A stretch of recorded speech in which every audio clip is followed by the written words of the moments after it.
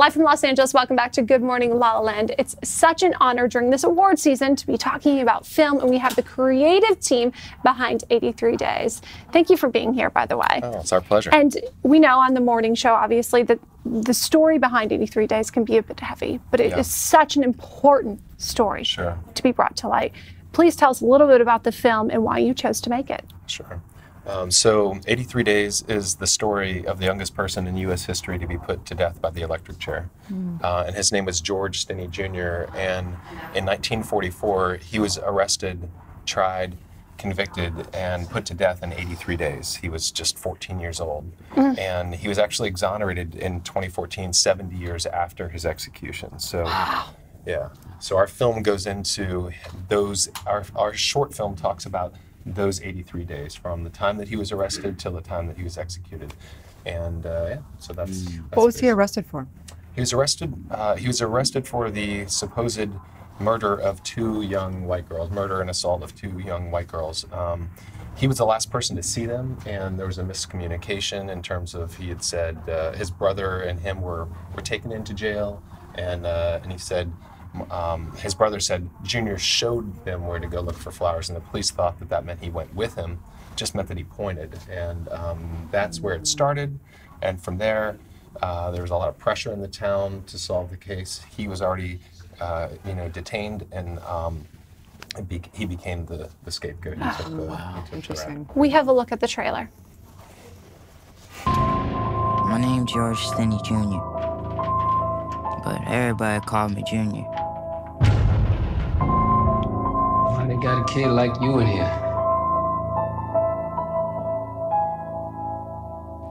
When I was 14 years old,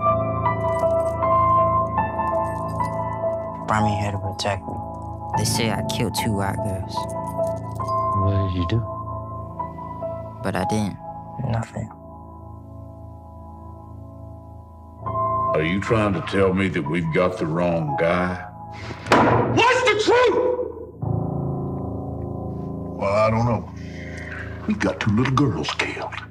And this town is going to want somebody to pay. Where's your pa? At the mill, sir.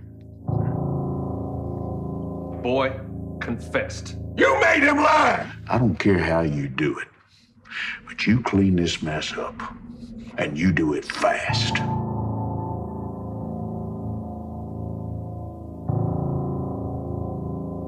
From a spiritual perspective, we only know perfection. And it's interesting because you think about, was this young boy really that evolved to say, I want to be a voice for something and take me in this at some level, to have this come out at this point in time of awakening even further into our equality and inequality. And what do you guys think about that? What do you feel is your takeaway from the movie? Well, for me, myself, I got involved with the movie because I didn't know the story before. I've never heard the story. But for me, you're seeing how these same crimes are transcendent today. I think that was the thing that stood out to me most from, I say he's like the Trayvon Martin of 1944, and so many other cases. So it's like the story, it's even though it's set in 1944, it is very relevant right now. For sure. What was the most challenging or most surprising part of making this film? Anything that you discovered either in the process of making the film or as you began to spread the word on the film? What was most surprising? So the writer, Ray Brown, he started working on this film in 2018, and through the process of working on it, he came across some information, 2008, excuse me, and through the process of uncovering and digging, he found evidence that he ultimately was able to leverage the state of South Carolina to get the case reopened. That evidence was then, that evidence basically encouraged the state to consider Junior's case. They did. They opened Junior's case. Then they made. The judge didn't make a ruling on it right away. She actually waited a year, and during that year, the state wiped out the evidence that Ray had discovered, and then finally made a ruling and ultimately exonerated or vacated Junior's sentence. And so, that's really powerful evidence. And that's our next movie. That's our next story we're going to talk about, at another time. But so that was probably the most surprising situation, and ultimately it was neat to have Ray somebody who's been, pouring his heart out and soul into this project, for him to be some part in the process of that. It's incredible. Wow. I mean, that really speaks to the power of film. Yeah. It really does, absolutely. I love that. My It's going goodness. to be a great film. I want to do it as well. Right? When you do speeches like that, it does.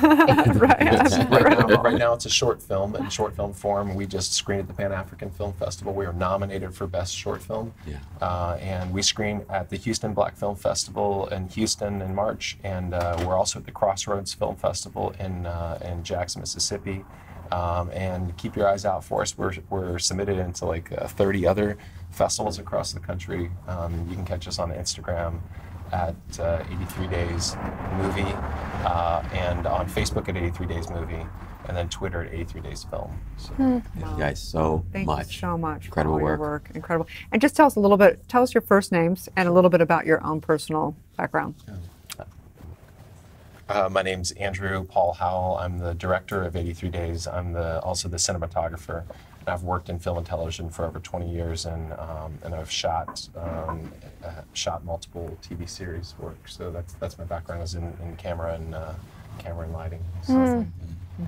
Lucius Bestone, and I've been on the acting side of the house for the past 14 years. But I knew early on, getting into film, that I wanted to produce and create my own content, and so this was the project that was perfect. Yeah. Amazing. So what do you hope that audiences truly take away from 83 Days? What is the message you want them to receive? Love is still important. We're still facing some of these same issues repeatedly over and over, and if we just take the time to really be honest and use truth and compassion, we can wipe out a lot of these things. Mm-hmm. Fantastic, man. Love So that. Absolutely. It's everything. Yeah. It does guys everything. so Thank you much. all so much. Yeah. We're truly grateful. Thank you, guys. We're Good Morning La La Land, America's first live streaming daily talk show, coming to you live Monday through Friday, 9 a.m. You can listen to all these interviews, also available as a podcast on iTunes. That's right. We're waking up the world together. Have a beautiful Transformation Tuesday. Please like, comment, subscribe, follow these amazing people, all the journeys around here. Have a beautiful day. It's going to be a Good Morning La La Land.